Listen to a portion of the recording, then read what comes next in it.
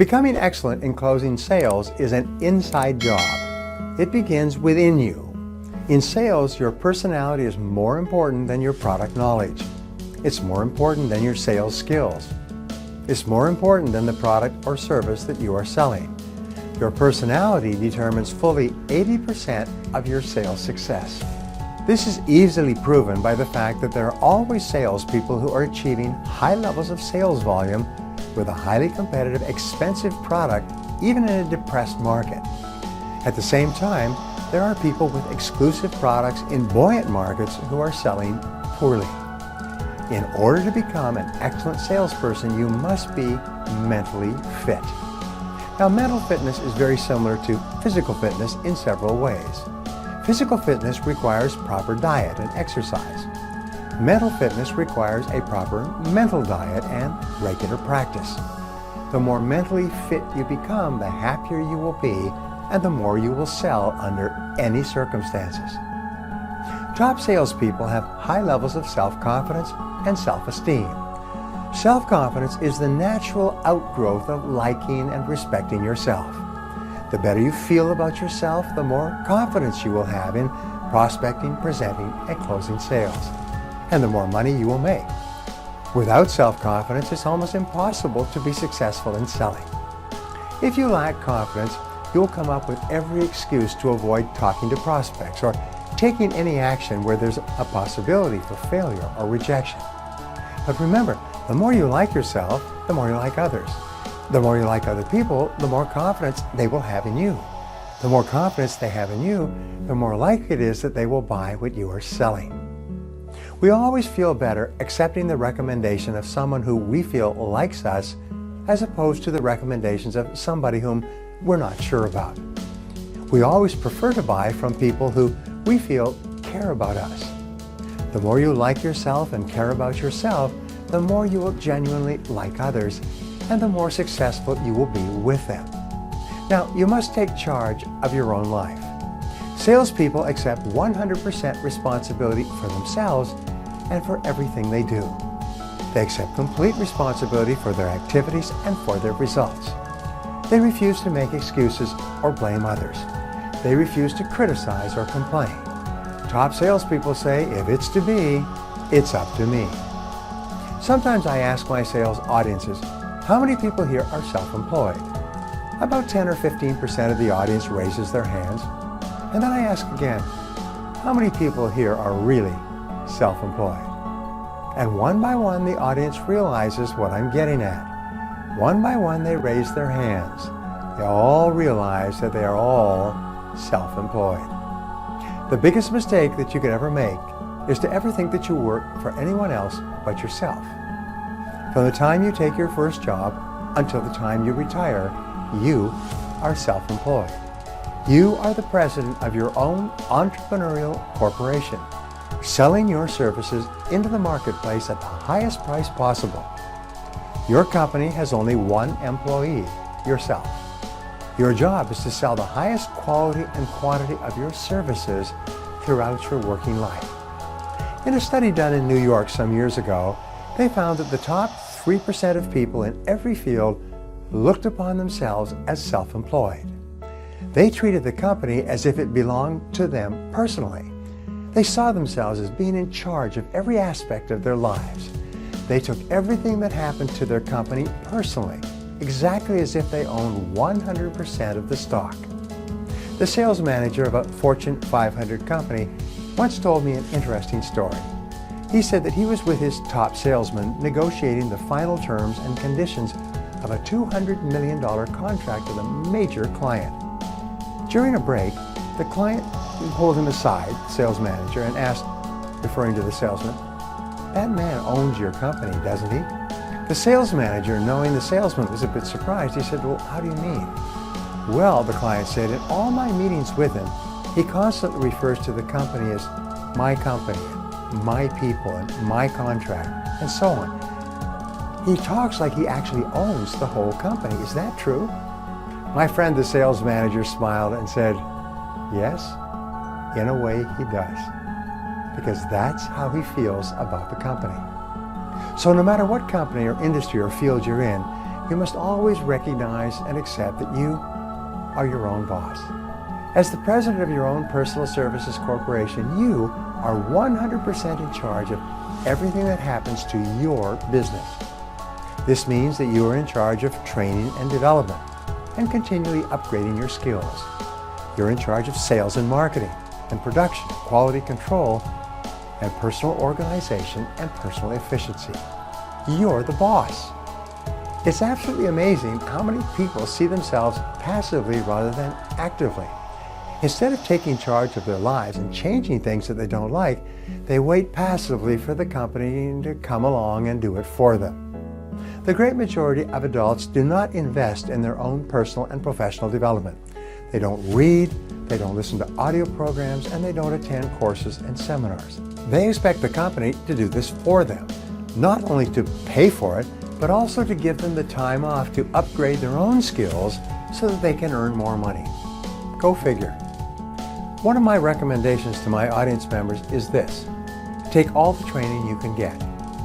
Use every job you have as an opportunity to learn more skills that you can use for the rest of your life.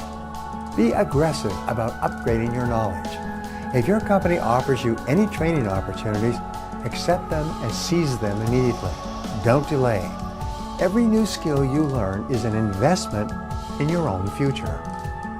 Everything you have in your life today is a result of your choices and decisions up until now. Your current situation is a result of both your actions and your inactions in the past. The amount that you're earning today is the result of what you have done and what you have failed to do. Sometimes the things that you fail to do, like completing your education or upgrading your skills once you start work, have a greater impact on your future than the things that you actually do. The difference between winners and losers in this area is quite clear. Winners always accept responsibility for themselves and for the consequences of their actions. Losers never do. Losers always have some kind of explanation for their problems or for why they're doing poorly.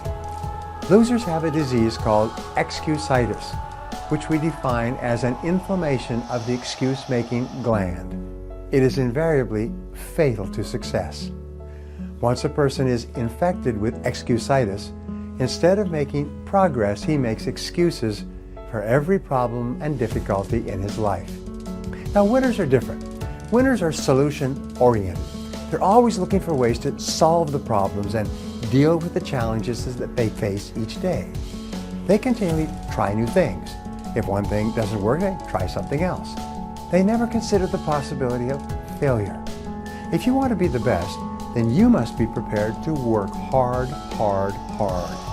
A major difference between successful salespeople and average salespeople is that successful people work much harder than the average person. In author Thomas Stanley's research into self-made millionaires, he found that fully 85% of the successful people he interviewed attributed their success to hard work. Over and over again, when successful people are interviewed in any area of life, they say things like, "I was no smarter than other people, but I was willing to work harder than they were." Average people want to work hard. They intend to work hard. They're planning to work hard sometime in the future. They even claim that they work hard, and they complain about how hard they work, but they don't really work very hard at all. If you want to be the best salesperson you can be, you must never waste your time. The average salesperson today wastes fully 50% of his working time. According to the research, he comes in a little later, works a little slower, and leaves a little earlier. He spends much of his working time in idle chit-chat with co-workers and personal business and reading the paper, drinks coffee and surfs the internet. At best, the average salesperson works about half of the time. Winners are different. They arrive a little earlier, they work a little harder, and they stay a little later. They work through their lunch hours and coffee breaks. They work in the evenings and they prepare in the mornings. They make every minute count. You must pay the price of success in advance. H.L. Hunt, at one time the richest man in the world, owner of more than 200 companies, was once asked for his secret of success on a television show with a friend of mine. He replied, "I have started and built hundreds of companies, In 50 years of experience, I have found that there are only two things necessary for success. First, decide exactly what you want. Most people never do this. Second, determine the price that you're going to have to pay to get what you want, and then resolve to pay that price. Top salespeople are absolutely determined to succeed, and they're willing to pay the price in advance. Some time ago, a large insurance company had a sales competition every year in the month of November. Everyone who hit the target, which was about 35% above their monthly average for the year, received 2 weeks vacation in the Caribbean as a bonus. Every year in November, during the sales contest period, the sales force came alive. They worked day and night to qualify for those 2 weeks in the sun. Salespeople who had had average sales throughout the year became superstars for that 30-day period. One year, the insurance company went back and reviewed the sales of each person who qualified each November. They made a startling discovery. It turned out that the average salesperson was selling 3 policies a week during the year, but in the contest period, they increased their sales to an average of 4 policies a week. By starting a little earlier and working a little harder, the salespeople who qualified for the Caribbean vacation were selling 1 extra policy during the 40 to 50-hour work week. And one of the greatest attributes of an excellent salesperson is their ability to keep on keeping on. Top salespeople have above average willpower and determination to succeed. They have the ability to keep on keeping on in the face of disappointments and setbacks. They're willing to pay the price of success in advance. They're willing to work hard. They're willing to go the extra mile. They know that there are never any traffic jams on the extra mile. The highest paid salespeople realize that every bit of success that they aspire to must be paid in full in advance. They realize that there's no such thing as something for nothing. There's no fast, easy way to be successful. The only way to get to the top is through hard work sustained over a long period of time. Many salespeople are led astray by stories about people who have gotten into a particular field or made a particular investment and made a lot of money in a short period of time. These examples of quick money are very rare, and in most cases, the people who made a lot of money lost it just as quickly. As they say, easy come, easy go. One important fact that you must always keep in mind is that there's no fast, easy way to make money. Henry Ford once said the 2 most important qualities for success in business are patience and foresight. And the man who lacks patience is not cut out for success in competitive enterprise. There are no get-rich-quick schemes that work for anybody but the person selling them. So don't waste a minute of your time or your life trying to cut corners or create financial shortcuts. Chasing the will-o'-the-wisp of the quick buck is the surest way to destroy your character and undermine your career. The worst thing that can happen to a salesperson is to make a lot of money during an economic boom, especially at the beginning of his career.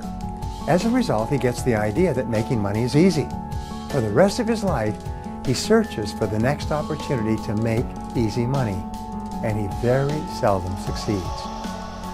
Many of these early successes spend the rest of their life trying to find another quick, easy way to make money. They never settle down to do the hard work and make the necessary sacrifices to achieve enduring success. Enduring success only comes as a result of persistent, hard work over an extended period of time. There's no easy way to become successful. And lastly, you must believe in yourself. Top salespeople have high levels of belief in themselves. They believe in their products. They believe in their companies.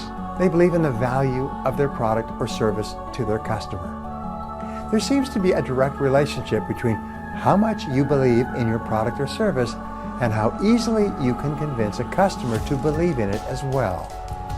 It turns out that your customer can never believe in your product more than you do. And as William James of Harvard said, belief creates the actual fact. This is why it's so important for you to sell something that you believe in, something that you believe is good for your customer to use or to own. Everyone has had the experience of selling something that he didn't particularly think was very good. If you've had this feeling, you'll never be successful in a competitive market. If you cannot put your whole heart into what you're selling, you can never sell very much of it.